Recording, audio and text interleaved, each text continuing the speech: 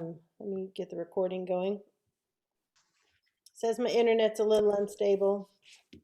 Sorry about that in advance. But we're really gonna go through the whole story of Joseph tonight. And we can gloss over a lot of things in this story without really hurting the story too much. There are lots of, for instance, real, what I would consider, maybe this is a wrong term, but I call them little ticky-tack details in the story, particularly of Joseph when he sees his brother after all those brothers after all those years, and he sends them back, and he receives them back, and he puts things in their bag, and he takes things out of their bags, and he holds one of their brothers, and there's just lots of details there that I mean, they're great details. It's a great story to read, but it's not necessarily going to hurt us if we don't get every one of those details hit in our overview. So that's my story, and I'm sticking to that. Um, Most of you probably know the story of Joseph, so we don't have to go through too many details. I will try and explain a few of the things so we're not glossing over everything. But basically, the whole story of Joseph, the first Joseph that we meet in the Bible, because there are several after this Joseph, but the first one that we meet is in Genesis 28, and he is the son of Jacob, who was renamed Israel. He is his 11th, no, he is, yeah, the 11th son of Jacob. And he is the first son born with his wife, Jacob's wife, who is his favorite wife, which is a problem right there, right? So this becomes a story of resilience in a family that at times is non-functioning. I You, don't think, go ahead. Did you, Suzanne, did you say something? uh, no, you froze there for a minute, so I can hear you now though. Okay. Um, so I called this a non-functioning family as opposed to like a more popular saying, which is the dysfunctional family. There's not a lot of difference, but a dysfunctional family would be a family that is controlled by a problem. Maybe it's a person who can control an issue, but they just refuse to control that issue. And the whole family sort of gathers around and cushions that person with that issue and that problem against the whole world. A lot of times it's a secret that they're cushioning them against. Um, in this family, there was just some drama and problems that started at the very beginning. Um, for instance, it's not a problem to have a person of that you're interested in, a person that you want to spend the rest of your life with, that you want to marry. And Jacob found that in Rachel. Remember, he left his home. He ran away from his brother because he had tricked him. He tricked his father. His mother sent him away. And he saw Rachel, who was his cousin, and he was very interested in marrying Rachel. But his future father in law Laban tricked him, and on the wedding night, after 7 years of working for Rachel, his beloved, he actually married her older sister Leah. Now, we don't know anything about Leah except that she was not as considered as beautiful as Rachel, and she was. I'm I'm having internet trouble. I'll take myself off the internet.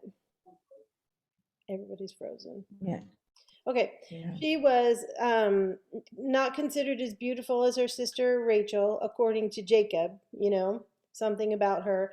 And she was not the preferred person. Jacob didn't ever say, well, I like her too, but I just like Rachel more. He wanted to marry Rachel. He already married Leah, so he waited a week, had a week with Leah, and then he got Rachel as his second wife. That starts the whole problem right there, right? Um,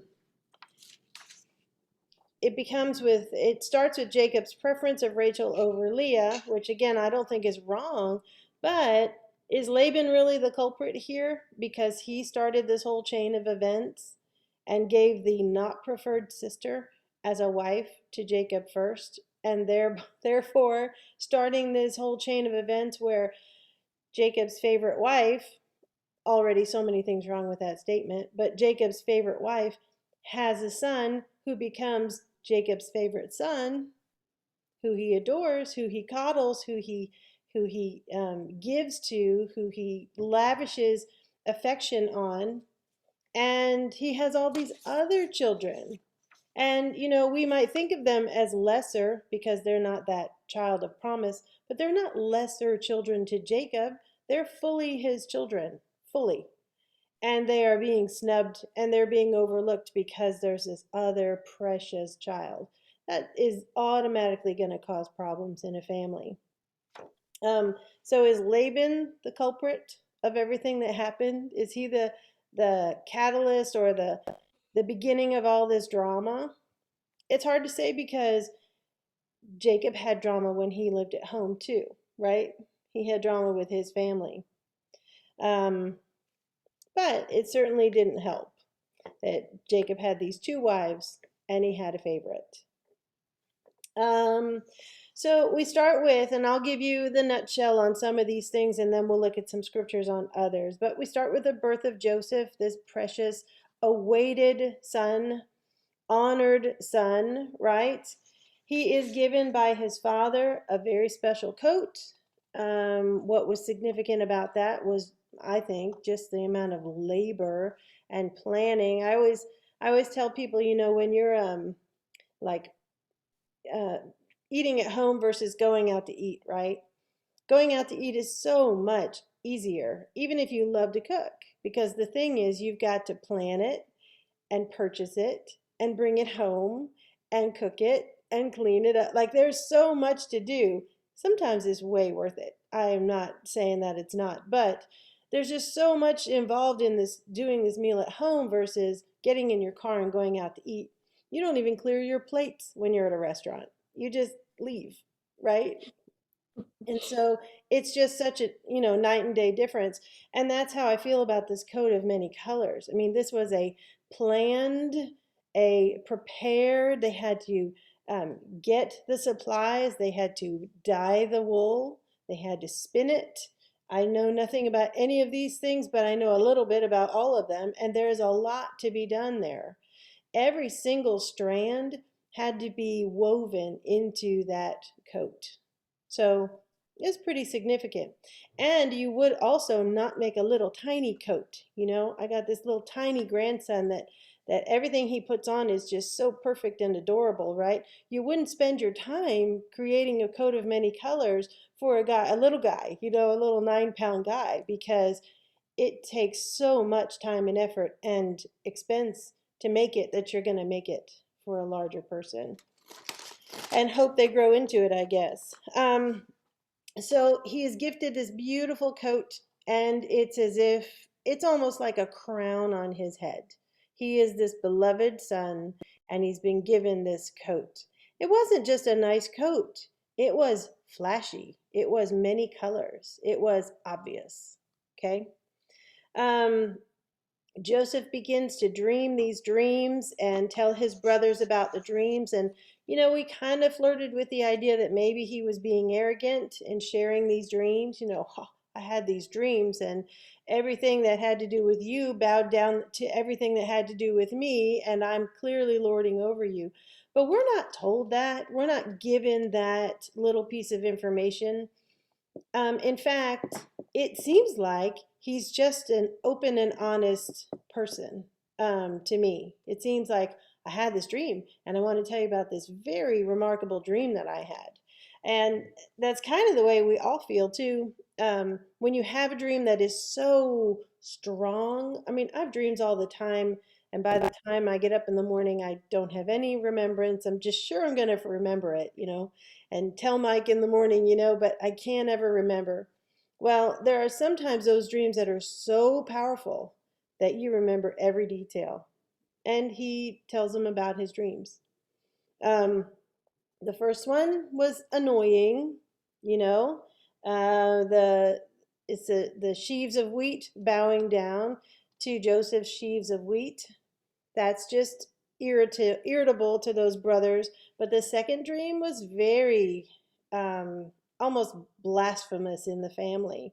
Here we have a young son in the family, and not only are all the brothers going to bow down to him, but also the mother and the father. Everyone is absolutely going to bow down to Joseph. And the dreams are not hard to understand. Some dreams in the Old Testament are difficult to understand, and you need an interpreter to help you understand them. These seem like everybody got it, right? Your stuff bowed down to my stuff. It was very clear.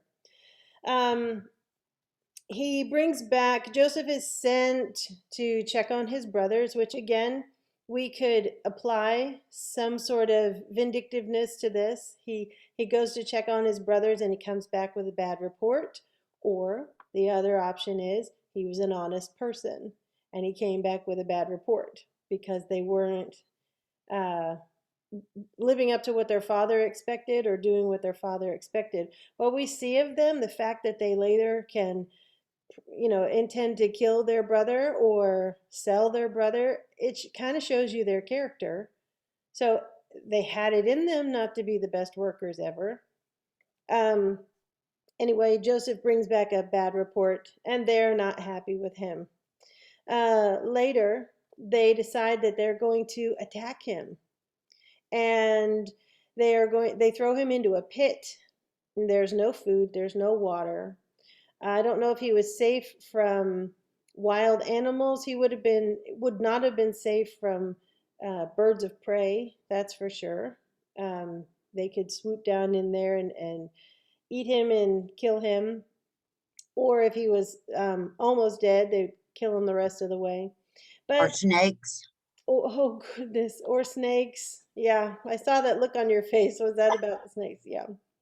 Um, And there is one brother, Reuben, who we do know things about Reuben. He was not blameless by any means in his life as we know of him, but in this instance he decides, I'm going to go back. I'm going to, going to let my brothers cool down, and I'm going to go back and help Joseph and not do this to him. Because can you imagine having such an anger toward your brother or any of your sibling that you just want to kill them? Mostly because of what it would do to your parents, right? I mean, you're not just despising your brother, you also don't really care about your parents and how that would hurt them. Um, so Instead, while Reuben is away, they see this caravan coming. It's headed to Egypt. And anybody knew, I would guess, that a caravan was a group of buyers and sellers, picking up things along the way, selling things along the way. And so I don't know if they already had other slaves, but they agreed to take Joseph on as a slave. And the brothers sold him into slavery. And he went on into Egypt to then be sold again into slavery in Egypt. Um, let's see. And they knew that's what was going to happen. They were treating him, instead of that prized, loved son, they were treating him like a possession. They sold him. And so they knew that he was then going to continue, they changed his position in the world in that one transaction, because there were enough of them that they could control his place in life, and they changed it. He went from a son to a slave. So he's sold into slavery. He's sold into Potiphar's household, who is a ruler in Egypt. Um, and while he is there at Potiphar's home, he is honored because he's a very hard worker. And Potiphar really appreciates him and appreciates the work that he does, to the point that he is put in the second position in Potiphar's household. I went a little silent there again. Sorry. You're okay. So he is in Potiphar's household. He's second in command. Potiphar's wife takes a liking to him and wants him. She wants to have an affair with him. We don't know anything really about Potiphar's wife except she wants what she wants. And when Joseph does not give it to her, she gets vindictive and angry and lies about him and acts like he actually attacked her sexually. So he flees from her when she makes her advances and says, "Come sleep with me in my bed." It's clear what she wants. He does not want to give that to her. And so he runs away, and she takes part of his cloak. And then she uses that as proof that he attacked her. So she flips the script on him. He's thrown into prison. In prison, he becomes a person who knows how to interpret dreams. God gives him the ability. And there are two people who work for the Pharaoh or in Pharaoh's house. And Joseph interprets their dreams. We're going to make it through this lesson if it kills us. Anyway, I don't know why it keeps doing that. I've not had any trouble today. Okay, so he's thrown into prison. He interprets dreams in prison. So here we have these dreams that were cryptic, right? One of them had to do with a man with baskets of bread on his head, and the birds are eating the bread out of the basket. I would never know what that meant, but God gives him this ability. And what he determines the dreams mean is exactly what happened. And so when the cupbearer gets restored, or some of your versions may say the butler gets restored into the house of Pharaoh, he's supposed to tell them about Joseph, that there's this person and he interpreted the dreams. But he doesn't remember.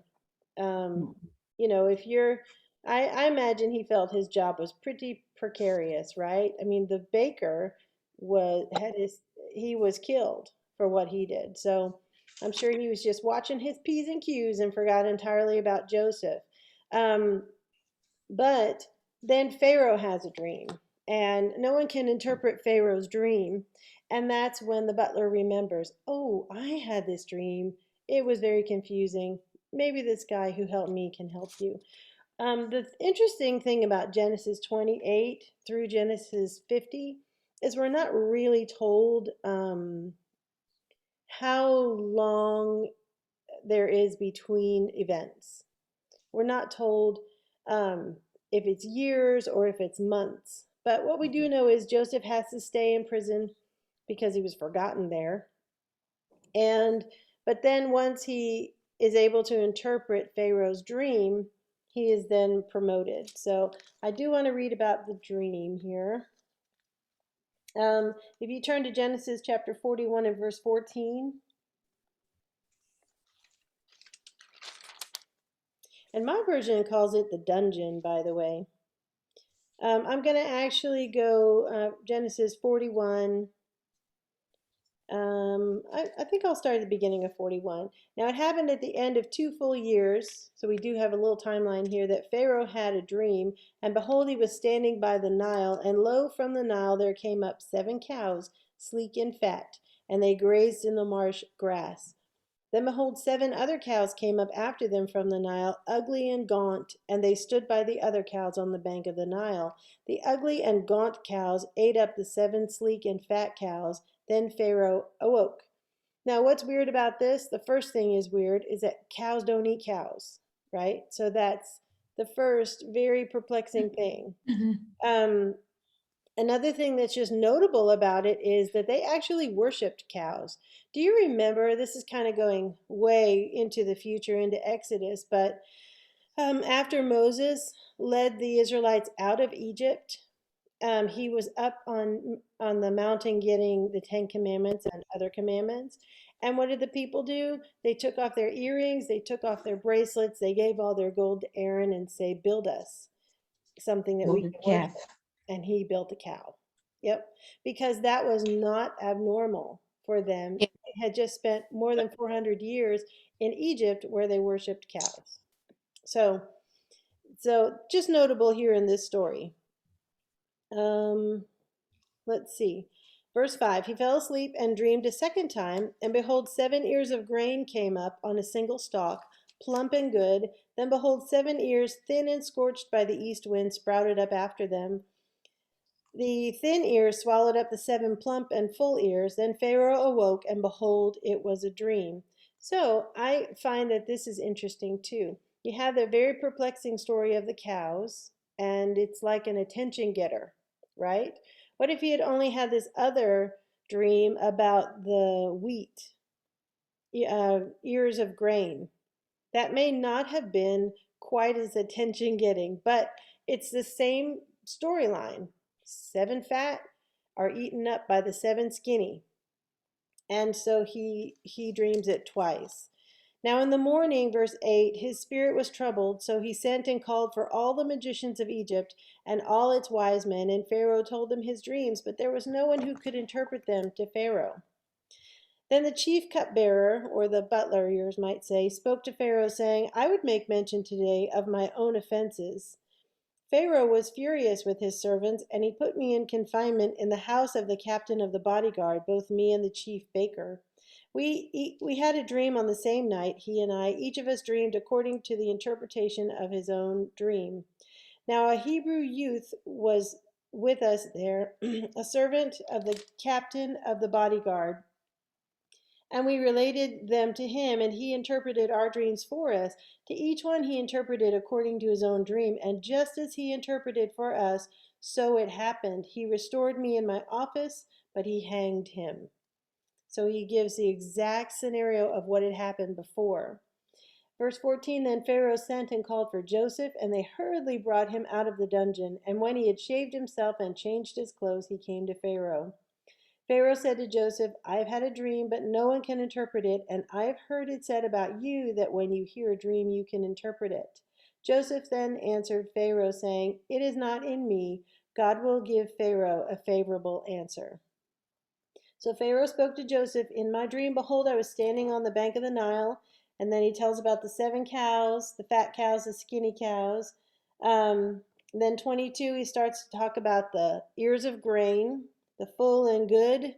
They all came up on a single stalk. And then 7 ears, withered and thin and scorched, sprouted up after them. And the thin ears swallowed the 7 good ears.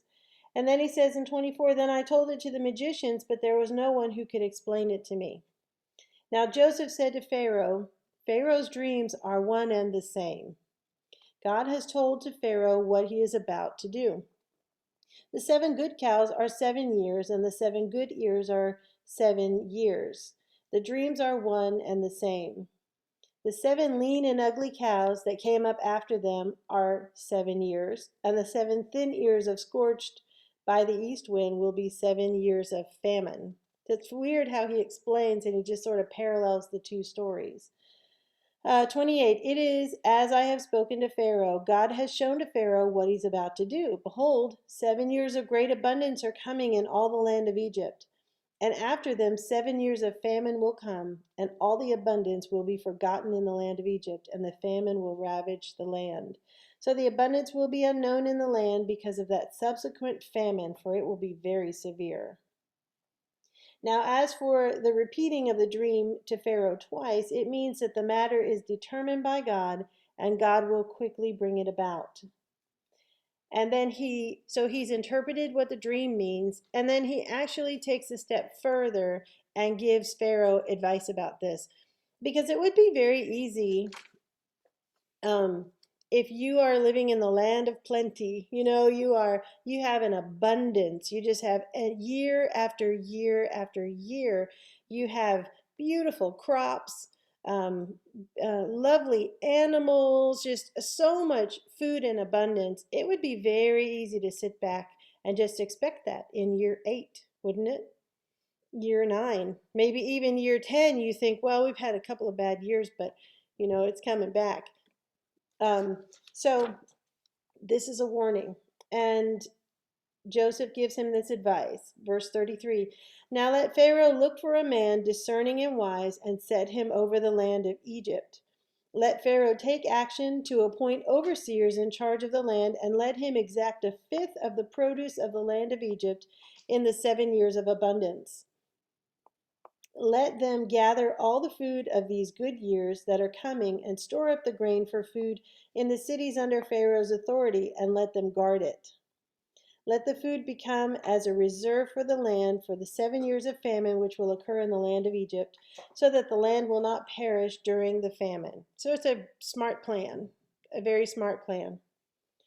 You're going to take the food in all of those good years and you're going to save it up, because all those bad years are coming and you will have some spared food then. Now, 37, the proposal seemed good to Pharaoh and to all his servants. Then Pharaoh said to his servants, "Can we find a man like this, in whom is a divine spirit?" So Pharaoh said to Joseph, "Since God has informed you of all this, there is no one so discerning and wise as you are." Now, we don't know that Pharaoh believed in the God of Joseph. We don't know that. But what's just happened is, I wouldn't say it was miraculous, because by our New Testament standards, it wasn't instantaneous, and it certainly seems supernatural to me that he could determine what a dream was. But, there's also a little wiggle room that he could have guessed it, that maybe it just, because once he tells it to you, I mean, it makes perfect sense to me. I heard it and I think, oh, I bet I could have guessed that, right? Anyway, so it's not a miracle the way that we define New Testament miracles, but he has made it clear that God is with him and that God has given him the ability to do that. And so Pharaoh says, I don't know anyone else who was able to interpret this dream. You've obviously got some kind of divine help. Therefore, you ought to be the guy that helps us with this. And in verse 40, he says, "You shall be over my house, and according to your command, all my people shall do homage. Only in the throne I will be greater than you."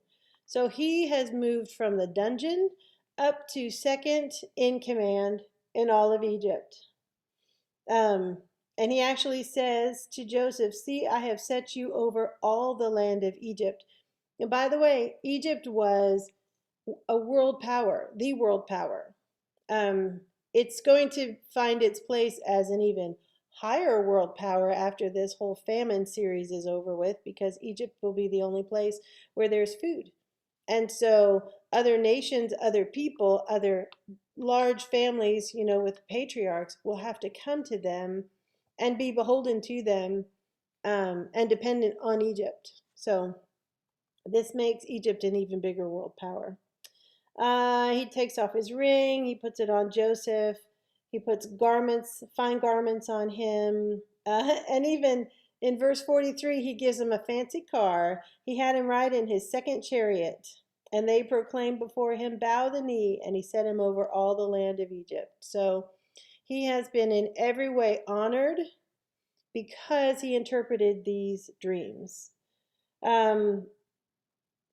Let's see. And he gives him power. Look at 44. He says, "Though I am Pharaoh, yet without your permission, no one shall raise his hand or foot in all the land of Egypt."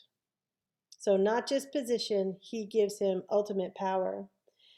And then he gave a new name that means God speaks and he lives. Let's see if I can pronounce it. Zaphanath Paneah. And he actually gives him a wife in verse 45. And Joseph went forth over the land of Egypt. It tells us in the next verse that he was only 30 years old at this time. So we do know that he is still pretty young. But after this, there is a famine in the land. Joseph has organized this great big project where they are building storehouses for the excess food because there's such an abundance. And that project goes very, very well. And then we have the 7 years of famine. And if you look at chapter 42, we're back to Jacob and his family, Joseph's father. It says, "Now Jacob saw that there was grain in Egypt, and Jacob said to his sons, 'Why are you staring at one another?'" which is funny because I think of them as like Yiddish almost.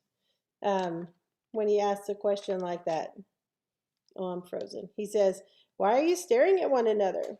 He says, "Behold, I've heard that there is grain in Egypt. Go down there and buy some for us from that place so we may live and not die." So the problem is in an agricultural community, you're dependent on the rain, you're dependent on the weather. And because you're so dependent on that, when you do not get the proper rains that you need, you will not get the crops that you need. I completely understand because I can't grow anything ever. But, these were experts in growing things, and they still couldn't get any crops to come. So they had to go buy grain from Egypt. At least they would have grain. At least they would have that sustenance. But in verse 4, Jacob did not send Joseph's brother Benjamin with his brothers, for he said, "I am afraid that harm may befall him." So it seems as though he's taken his protectiveness over Joseph, who he believes is dead. He's taken that protectiveness and he's putting it on to Benjamin. He does not want this son to leave him. Um, so the sons of Israel came to buy grain among those who were coming, for the famine was in the land of Canaan also. And verse 6, Joseph was a ruler over the land. He was the one who sold to all the people of the land. So you can already see that there's going to be a clash here of Joseph, who is still alive. His brothers probably don't know he's still alive. They certainly aren't going to expect him to be the ruler over all Egypt only under Pharaoh. And the fact that Joseph is going to be seeing all of his brothers. Verse 8, Joseph recognized his brothers, although they did not recognize him. And in verse 9, he starts to remember the dreams that he had. Remember the dreams when they all were to bow down to him? That's exactly what happens. And he says to them, "You are spies. You have come to look at the undefended parts of our land." So he's saying, you've come here with intentions to overtake Egypt, and you're just coming here to scout out the land. And they said, "No, but your servants have come to buy food. We are all sons," verse 11, "of one man. We are honest men. Your servants are not spies." But he said to them, "No, but you have come to look at the undefended parts of our land." He says it again. And then they begin to give him, because they're trying to get some credibility here. They've got to get food. They don't have food. And it's not just a whole bunch of men back in Canaan. There are wives and there are children. We're going to read later, we may not read it, but later, Reuben, in trying to convince their father to let them bring Benjamin to Egypt, because Joseph is demanding to see Benjamin before he helps them. He actually says to him later in this chapter, I think, he said, "If anything happens to Benjamin, you can put my two sons to death." So Reuben has a family already. It was a really dumb thing to say. We're going to kill my two sons because I didn't protect yours, but whatever. It does tell us that they not only had wives, they also had children. So anyway, they say in 13, and the reason I want you to see this is because later on, Jacob, the father, asks all the sons, "Why in the world did you tell him? Why did you tell him you had another brother?" He says it, let's see, in chapter 43 and verse 6. "Why did you treat me so badly by telling the man whether you still had another brother?" Just funny. Makes me think of a Jewish mother. But he says, they say in verse 13 of 42, "Your servants are 12 brothers in all, the sons of one man in the land of Canaan. And behold, the youngest is with our father today, and one is no longer alive." So they're trying to be credible to this stranger that they believe is in front of them. And Joseph said to them in 14, "It is as I said to you, you are spies." They're not going to get anywhere with him. He knows the whole story. So he's just toying with them, really. And he says in verse 15, "By this you will be tested, by the life of Pharaoh. You shall not go from this place unless your youngest brother comes here. Send one of you that he may get your brother while you remain confined, that your words may be tested, whether there is truth in you. But if not, by the life of Pharaoh, surely you are spies. And then he puts everybody in jail for 3 days. So we can read into this a bit. I mean, I don't know why he toys with them, to be honest. I don't know if it's because he wanted to see Benjamin. You know, all the brothers come and he counts their heads. You know, it's been years, so he's looking to see who's there and who's not. They've admitted that there's this other brother at home. I don't know if it's just that he wants to see his full blood brother, same mother and same father. But to me, I've never understood the toying with them. But on the third day, Joseph said, "Do this and live, for I fear God. If you are honest men, let one of your brothers be confined in your prison. But as for the rest of you, go carry grain for the famine of your households, and bring your youngest brother to me, so your words may be verified, and you will not die." And they did so. So he ends up binding Simeon in front of them in verse 24, and he keeps him, he holds him. And they do go back to their father. They tell their father everything that happened. And Jacob's response is in verse 36, "You have bereaved me of my children. Joseph is no more, and Simeon is no more." So it's almost like Simeon's as good as dead. "And you would take Benjamin. All these things are against me." He's so distraught over this, so upset over this. Um, but what's really interesting is they left Simeon there for a while, probably a long while. They had food, just like Joseph said, "Take food for your households. Come back with the youngest brother." I said my youngest brother. He didn't say that. The youngest brother. "Come back with the youngest brother, and then you can have your brother back." But if you look at chapter 43, the famine is still severe in the land. "And it came about when they had finished eating the grain which they had brought from Egypt, that their father said to them, 'Go back, buy us a little food.'" So they ate through what they had before they ever went back to go get Simeon. And, Judah tells him, "We were warned. We're not going to get anywhere with this man unless we bring back Benjamin." Said, "You will not see my face unless your brother is with you." And this is where Jacob says, "Well, why did you bother? Why did you tell him you had a brother?" It's so funny because he's going back in time to something that's irrelevant, because it doesn't matter why they told that they had a brother. They told, and now they have the consequences of it.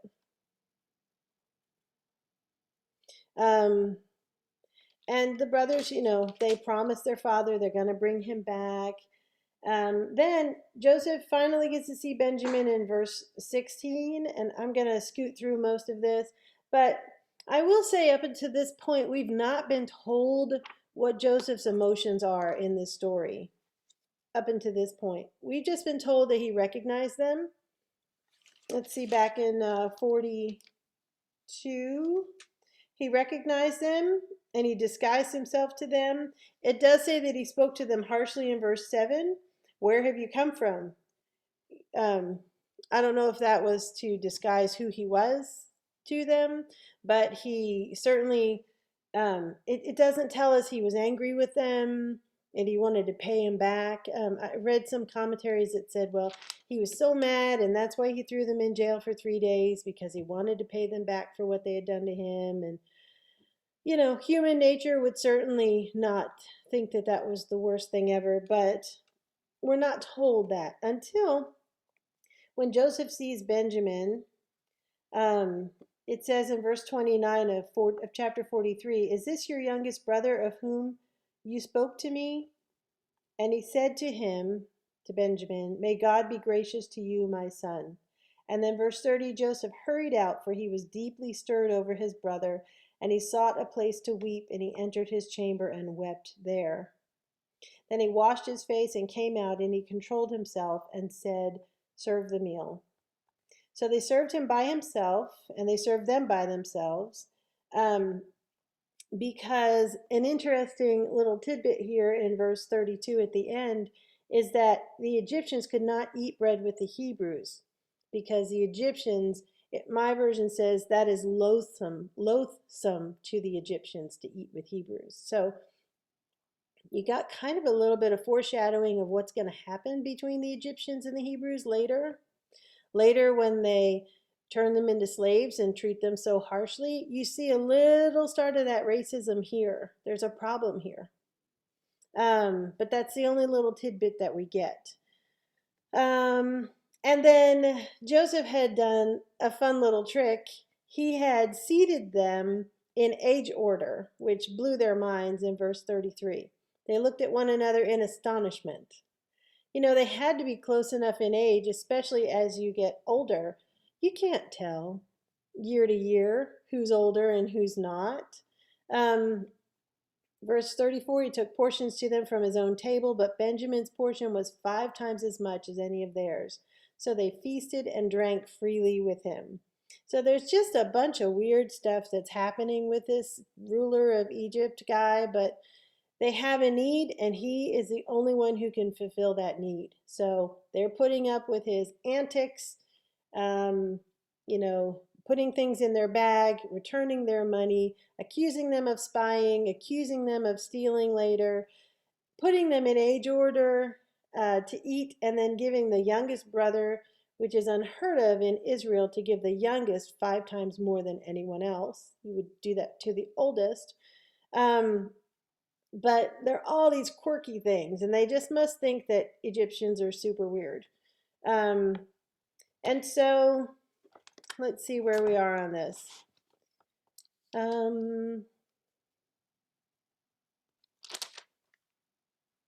Okay, I would like to skip ahead to where he actually makes himself known to his brothers. So in chapter 45, Joseph decides it is time to reveal himself to his brothers. Again, we really can't guess as to why he did all these things that he did leading up to this.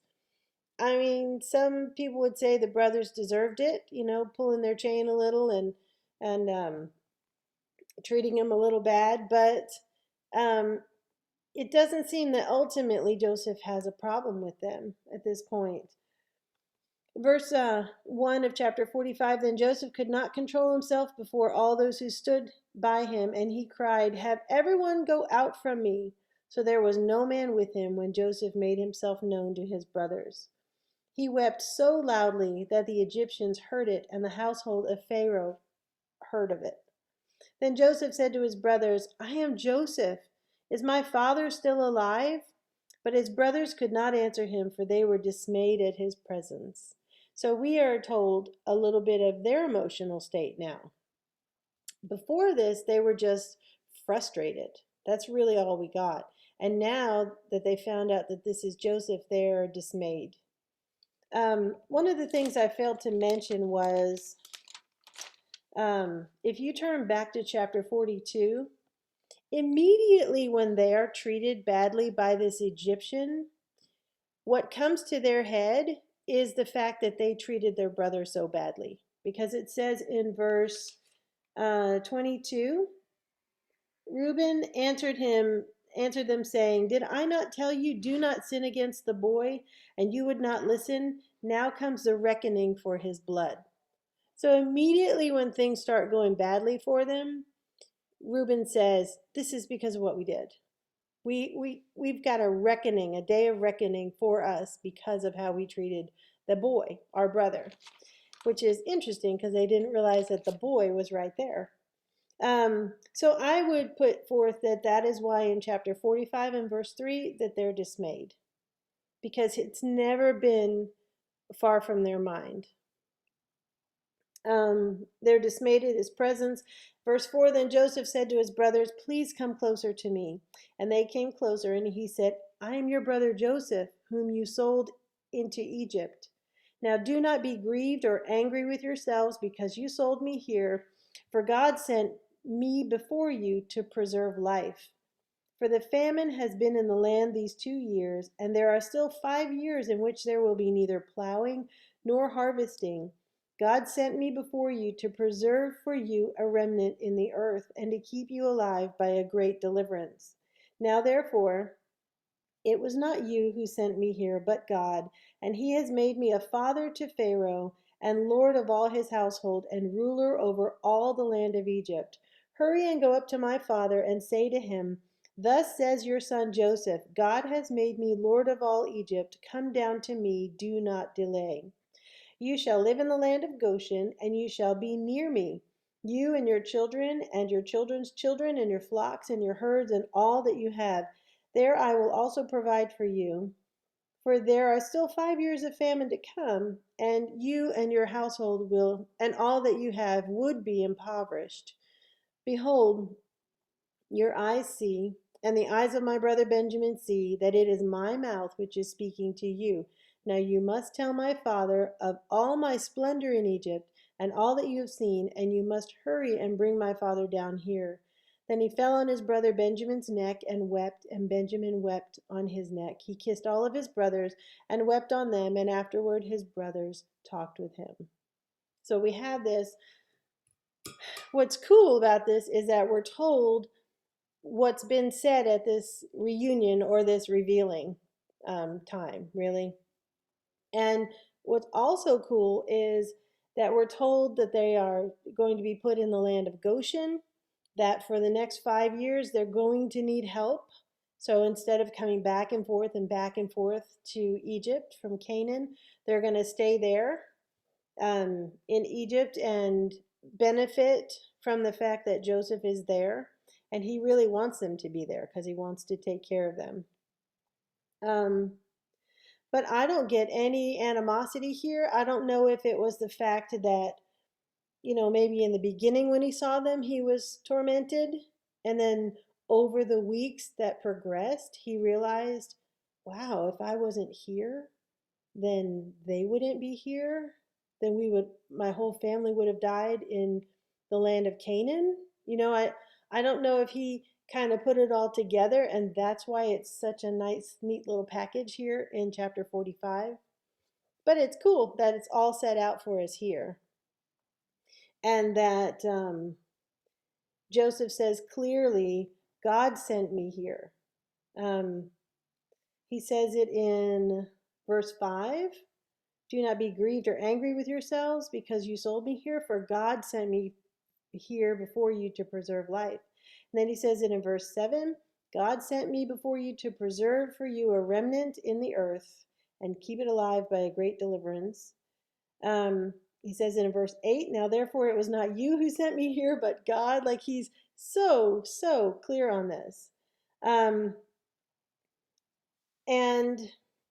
the question would be, is it that God forced the brothers? Did he put it within their hearts to be jealous of Joseph and make them mad enough to want to kill him, but send him to, the way that he's saying this, it sounds like God was in control of that. But I would put to you that what we understand about the providence of God all through the Bible is that if it hadn't worked out this way, it would have worked out another way. I mean, that's what we learned from the book of Esther, right? Where Mordecai says, if it's not going to be you, God will raise up another one, or another will be raised. He doesn't say God, but another will be raised to deliver. So let me see. That was the brothers' return, Joseph's deception, and then Joseph reveals himself. And then 30 years later, after this, Joseph does die. His whole family is in the land of Egypt. That's a bit of a problem because where are God's people supposed to be? They're supposed to be in the land of Canaan, right? The promised land, starting in Genesis chapter 12, promised to Abraham. So I have a couple little questions here, or statements here about what we can learn from the story of Joseph, because there's actually a lot. And actually, there's been a lot of study on this story of Joseph. He's a real central figure in Genesis. Here we have from Genesis 28 to Genesis 50, all about Joseph. I said it already, but this is a story of resilience. This is a person who kept kind of getting beat down and he would rise up. The first statement is jealousy can ruin a family relationship. That's a pretty good one, right? It began with Jacob's preference of Rachel over Leah, and Laban, who I do believe is the culprit who started all of this going downhill like it did. Number two, Joseph's coat had been stripped, but not his character. And I understood from that you can keep your integrity even when things don't go the way that they're supposed to. So he literally went from the pinnacle to the bottom in one fell swoop. But it didn't change who he was. He was in the dungeon, and he still was giving God the glory for his abilities. He was in Potiphar's house, and from what we know at this point, he is a single man, a single celibate man, and there's a woman throwing herself at him. That had to be a real temptation for him. But he chose not to sin against God, and he fled. That was a big deal. Number three, this is be a diligent, productive worker. So that you're to work hard even if you're working as a slave. Because everywhere Joseph went, he was working hard. Now, we didn't really see him working hard for his father, but we did see him obeying his father and going out and checking on his brothers. He was, remember, kind of treated like a prince at home, so I guess he didn't have to do too much work there. But when the time came for him to work, he was a hard worker. He was known immediately for how hard he worked. And I want you to remember Colossians 3:17 and Colossians 3:23 that said, whatever your hand finds to do or whatever you do, work heartily. Verse 23, as if you're working for God, as if he's the guy that signs your paycheck, not the actual human that signs your paycheck. Number four, the author of this list just wanted us to notice God's protection in the midst of troubles. Now, I don't know that if you're in a dungeon and you're in a dungeon for years, you're going to feel very protected by God. So, you can say God's protection and put it in air quotes. Ultimately, the Christian has a reward at the end of this life, and we know that God is going to work things out for the good of ourselves, whether that means ultimate glory or whether it means peace and safety in this life. It's undefined, actually. But the whole point is that we continue to rely on God and that we understand that God has got, like we sing to our little babies in cradle roll, he's got the whole world in his hands. Number five, we must run from sin at all costs. I really like this phrasing of this because what happened to Joseph when he ran away from Potiphar's wife? He lost his job. He had a great job. He was a slave, but he was second in command at Pharaoh's house. So he had reached the pinnacle of his career in that place. And when he ran away from Potiphar's wife, he lost it all. She said, come to bed with me or come lie down with me. Had to be a big temptation. For the Christian, we know that in 1 Corinthians chapter 10 and verse 13, it says that God will provide a way of escape for us. That no temptation has taken you over except what's common to man. And then number six, I tried to point this out each time, but God was given credit for all of Joseph's promotions. And that's a really important concept. It's just so easy to think, well, I worked hard at this, I deserve this. And I don't begrudge someone who works hard. I do think they deserve promotions and good wages. But it's a matter of always understanding that everything you have is from God, including your brains and including your ability to work hard. And then number seven, the biggest thing or the most obvious lesson we get out of the story of Joseph is that he chose forgiveness over resentment.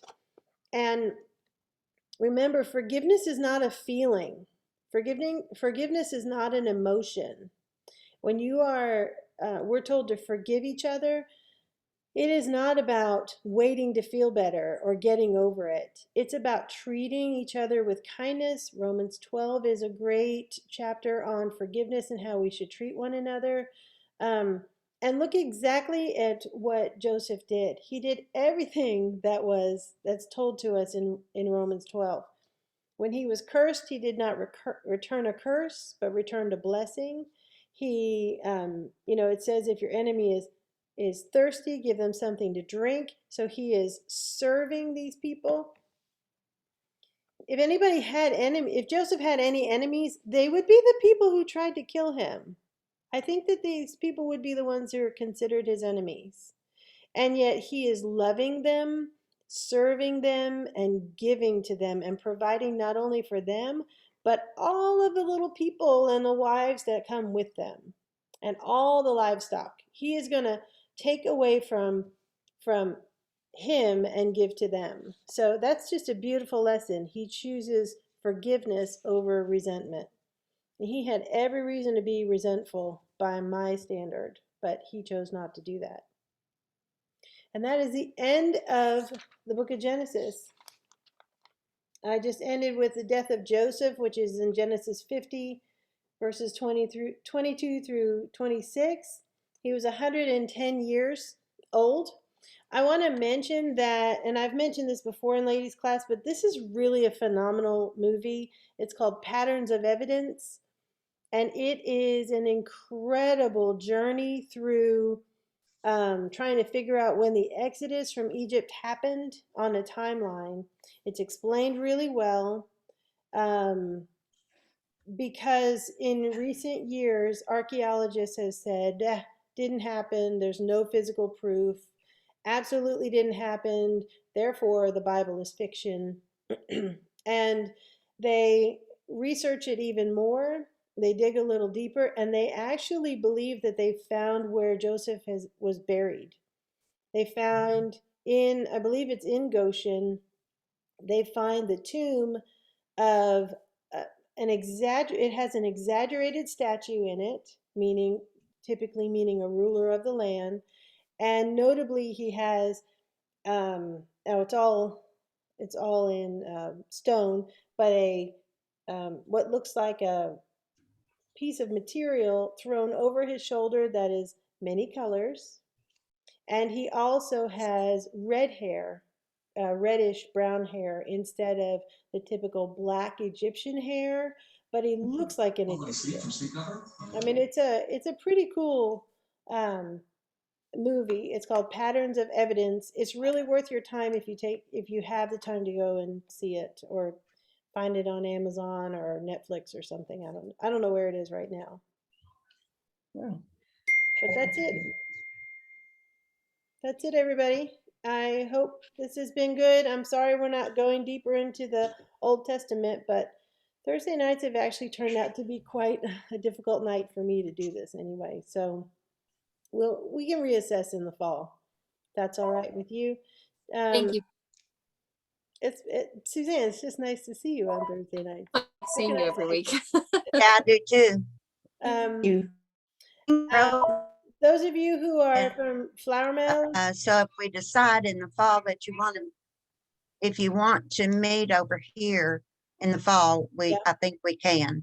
okay, well, I think we should be able to meet at our building. At the church, yeah, that's what I was just I would thinking think too. so. It's going to depend on the status of their remodeling, because I think they have to remodel it in order to be able to pave the parking lot. I don't know, something with the city of Flower Mound. But I will check with Ativa, because that's been a really good place to do it when Okay, good. we didn't have another place. All right, everybody. Love you. Love you too. Thank Love you. you. Bye, everybody. And